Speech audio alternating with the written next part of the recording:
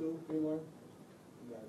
Let me get him real quick. Yeah, what do you say to those 8, 10, 11, 12-year-olds that are here? Oh, to all the little kids like Brody who walked up to me, you guys are there. And just don't ever quit. Like, that's my thing. Like, I knew, like, it was me, Tony Wester, Jacob Armin, and like 15 other kids that I don't remember their name because they stopped playing. And and at the end of the 18 people that I just talked about, it was only 3 still standing. And it's like anything else. You know how you go to high school and there was this guy who was super good at football, but he quit, and you see him working at minus. You know what I'm saying? You're like, dude, you was the man. Like, why aren't you the man? Oh, I don't play no more. You know what I'm saying? And that's what it is, man. It's just, persistence, man, and like, charisma and just trying and like, I don't know. That's the only thing that's lacking in most things is people don't have any kind of, they don't keep it going. You know what I'm saying? A lot of people lose focus and they be like, this the only reason I'm where I'm at is because I never quit. If I would have quit, I would probably have a day job and I wouldn't have this story to tell you.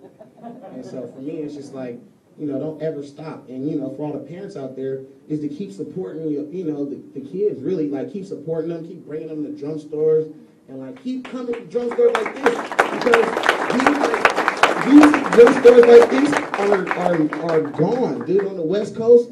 It's like when I was taking lessons from Tony, the place was called Drum World. And that place is gone. I could name like 2 drum stores that's boutique out there where I live, and it used to be like 5. Like me and my grandma used to really go drum store hopping. Like people go bar hopping. We would go drum store, like, and it's like, you gotta keep your kids interested. It's like Little League. You want your kid to play Little League, you're gonna watch the game. My mom used to take me to Janet Jackson concerts. And she would take me to clubs and like she would take me to see Najee. That was her. She loved Najee.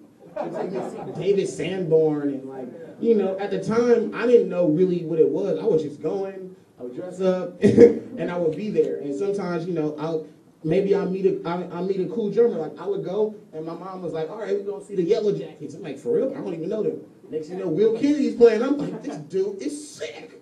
And like, my mom taught me, took me there. She took me to see Nancy Wilson.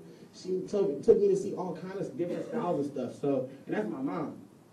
That wasn't even my grandmother. And it was just, exposing your kids to different styles of music. And, just keeping them focused. It's hard. I know it's hard because I got a 3-year-old boy. And the only reason my son has a little baby DW kid. And he plays it, and he's like, Dad, you in the magazine. And it's crazy to watch him because they just, like, kids soak it up so much faster than some adults. Like, a lot of the stuff that I play is stuff that I learned being young. So, all the kids that's young, you got a serious jump start on all these older cats that's trying to learn all this stuff. So, for all the parents, it's just like, just keep them, keep them focused and get them lessons and, like, if they start slacking on their lessons, get them another teacher. Like, don't be afraid to move on to another teacher. I took lessons from a guy named Curtis Newdahl who lives in Orlando, who I thought would come here, but he said it was too far. And then Dave Garibaldi, and then Tony Williams, and then all the random cats who showed me things. I used to have people like Little John Roberts walk up to me, should have said, dude, you would be the man if you played all that quieter. And I was like, dang, that's kind of hard. But later on, it was real, It's just like, keep focused. It's not that hard. You just got to be creative. 2 more questions. There we go. Yeah, you said you chew through drumsticks all the time. How do you recover from that, like, in a live show? How do I deal with it? Yeah. I tell my drum tech to give me another stick. I had a drum tech, and then, dude, you pick up another stick. Dude, I mess up in front of people constantly, and I don't really care. Like, who cares? You know what I'm saying? Like, a lot of times you don't pay attention to it, but I know it, I messed up. But, who doesn't, dude? Everybody messes up, and I just pick up another stick. Let's get some good, you gotta dig deep on these questions. You gotta do no more drumstick questions. What about bad habits? My bad habits on the drums? That was good. I think I have the most common drummer bad habit is to speed up when you get excited. And like, and slow down when you're bored and you're watching somebody solo. You're like regular habits. And then I have the habit of like, I'll overplay parts sometimes. But like, I was in a band that like everybody else would say he's overplaying, but the dude would be like, nah, play more. I'm like, all right. right? So it's like, you know, I don't know. My bad habits, you probably like my bad habits, and I don't like them or something. I don't know. You, sorry. As far as I know as musicians, as far as I can speak for myself, I'm never where I want to be at. You know, I'm never as good as I want to be. But for someone who's, like yourself with 20 voices, what do you guys have to look forward to? You know, what is out there else for you to achieve? You know. That's a weird question. Well, for me, I don't know. For me to achieve, oh my God. Dude, all this stuff that's happened to me, I never thought would happen. Like, I didn't go and play a million licks on this one album and think I was going to get a Grammy.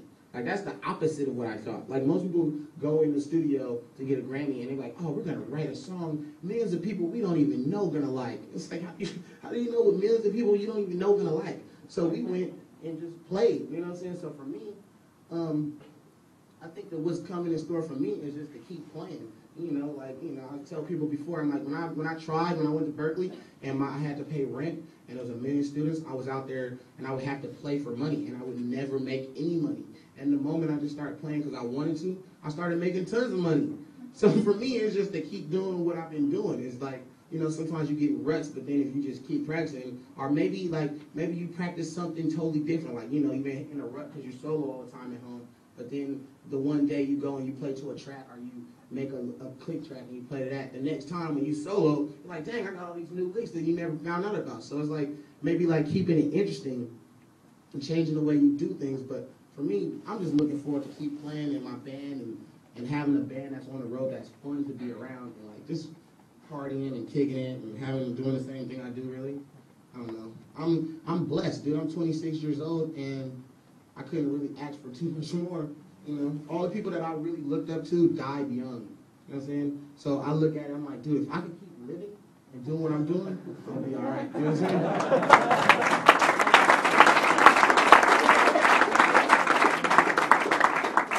lot of awesome instructors and teachers. Are there any books or systems or things that you've actually gone through yourself outside of those lessons? So you saying outside of all the people who taught me, is there any books that I just looked at? Books or systems or anything? Yeah. Yeah, because it was always teachers showing me the books. So a lot of times, like, if a teacher was showing me a book, I would always just wanted to play. Like, I've always been, like, I learned how to read because I went to a high school and we had to play big band charts. And I was always taught I should learn how to read. So I learned how to read. And that wasn't like, that was just my grandmother and my family and me being like, all right, you want to play the drums, there's certain things you're going to have to learn. You're going to have to learn how to play quiet. You're going to have to learn how to read. Just certain things. I just did it because I had to learn them, and they were the fundamentals. Like, anybody who's up here, thinking about, oh, this is a paradox, they're going to suck. You know what I'm saying? So it's like, I just try to have fun with it and not try to think about that kind of stuff. I'm going to play for you guys. I'm glad you guys came here.